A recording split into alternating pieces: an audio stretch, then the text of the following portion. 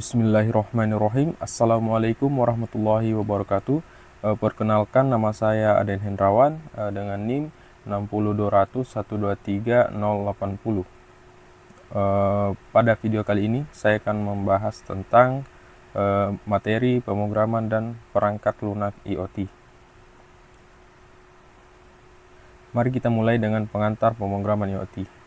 Seperti yang kita tahu, konsep utama IoT adalah menghubungkan berbagai macam perangkat keras melalui jaringan internet. Karena keragaman spesifikasi perangkat ini, pemrograman IoT bersifat polyglot. Artinya, tidak ada satu bahasa universal. Kita harus menggunakan berbagai bahasa pemrograman yang paling sesuai dengan kebutuhan spesifik masing-masing perangkat. Ada beberapa faktor krusial dalam memilih bahasa pemrograman. Kita harus mempertimbangkan kapasitas memori, konsumsi daya, dan seberapa kuat kemampuan pemrosesan perangkat keras tersebut. Sebagai contoh, perangkat yang sangat terbatas sumber daya seperti microcontroller, kita umumnya menggunakan bahasa C atau C++ atau MicroPython. Bahasa-bahasa ini dipilih karena sangat efisien dalam penggunaan memori dan daya. Sebaliknya, ketika kita bergerak ke lapisan atas yaitu gateway dan cloud, kita akan menggunakan bahasa yang mendukung skalabilitas tinggi seperti Java, Python, dan Node.js. Untuk memahami lebih lanjut, kita perlu melihat arsitekturnya. Ekosistem IoT secara fundamental tersusun dari 3 lapisan utama yang bekerja secara hierarki dan saling terhubung. Lapisan pertama yang berada di paling bawah dan berinteraksi langsung dengan lingkungan fisik adalah lapisan edge device. Di titik inilah sensor dan aktuator bekerja keras untuk terus-menerus mengumpulkan dan merespon data dari lingkungan sekitar. Contoh perangkat edge yang sangat familiar di kalangan pengembang adalah board microcontroller seperti Arduino dan ESP32. Setelah data mentah dikumpulkan oleh edge device, data tersebut perlu dikirim. Disinilah lapisan kedua berperan, yaitu gateway. Gateway berfungsi sebagai jembatan yang menghubungkan perangkat edge lokal dengan jaringan eksternal atau cloud. Perannya sangat penting, tidak hanya meneruskan data, tapi juga sering kali bertugas melakukan agregasi data dan memastikan lalu lintas komunikasi berjalan dengan aman melalui protokol enkripsi. Data yang telah melewati gateway akhirnya bermuara di lapisan ketiga, yaitu cloud. Cloud adalah pusat komputasi utama. Lapisan ini memiliki kekuatan pemrosesan untuk menyimpan, mengelola, dan menganalisis triliunan data secara real-time dalam skala besar.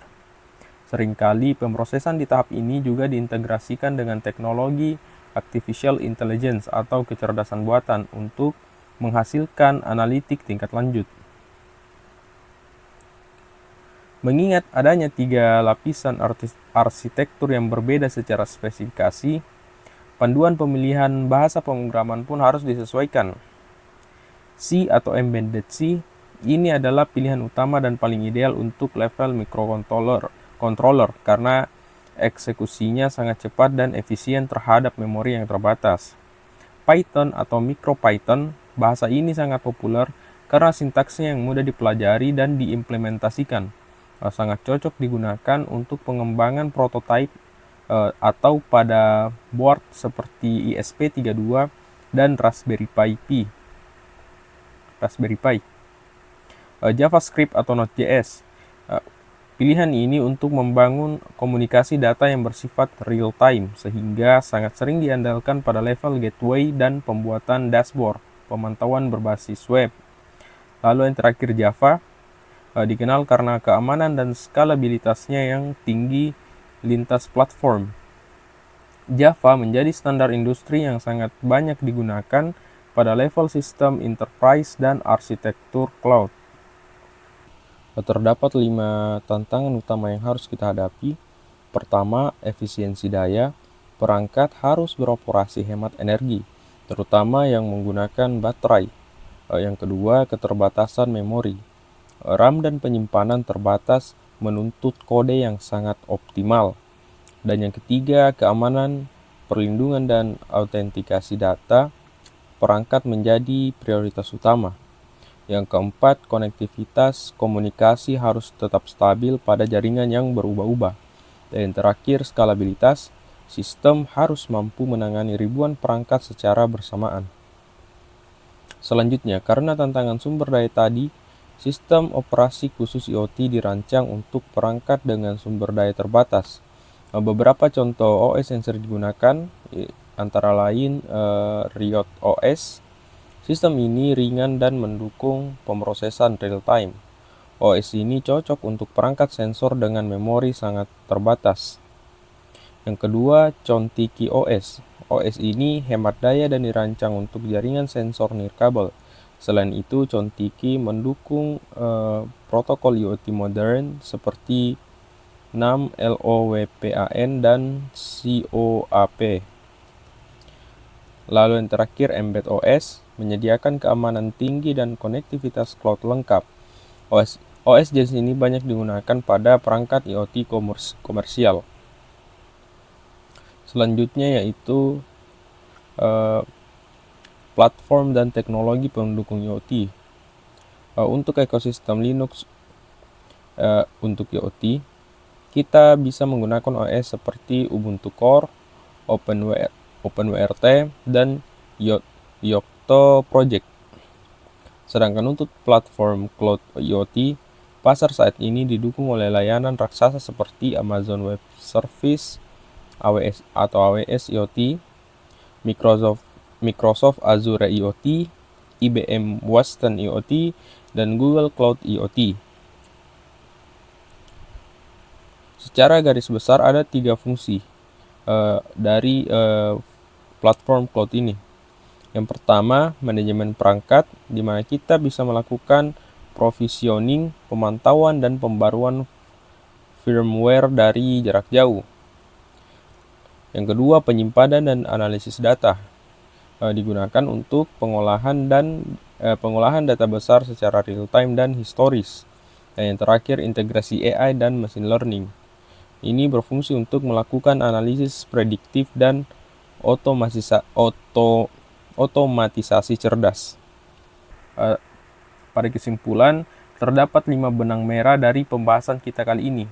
Yang pertama, IoT dibangun di atas arsitektur 3 lapis yang tangguh, edge device, gateway, dan cloud yang saling terintegrasi erat. Yang kedua, pemilihan bahasa pemrograman adalah krusial dan harus dipetakan berdasarkan kapasitas dan fungsi spesifik dari masing-masing lapisan perangkat lunak tersebut.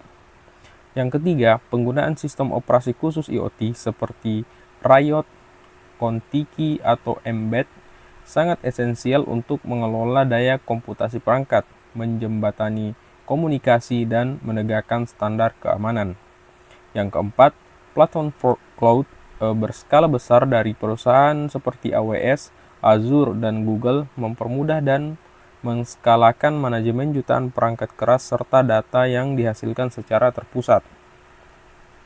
Dan yang terakhir, dan yang paling penting, keberhasilan jangka panjang dari implementasi sebuah sistem IoT bertumpu pada 3 pilar utama, yaitu tingkat keamanan, efisiensi konsumsi daya, dan keandalan konektivitas jaringan. Demikian presentasi saya mengenai dasar-dasar pemrograman dan perangkat lunak IoT. Terima kasih atas waktu dan perhatian yang diberikan. Apabila ada kesalahan mohon dimaafkan. Wassalamualaikum warahmatullahi wabarakatuh.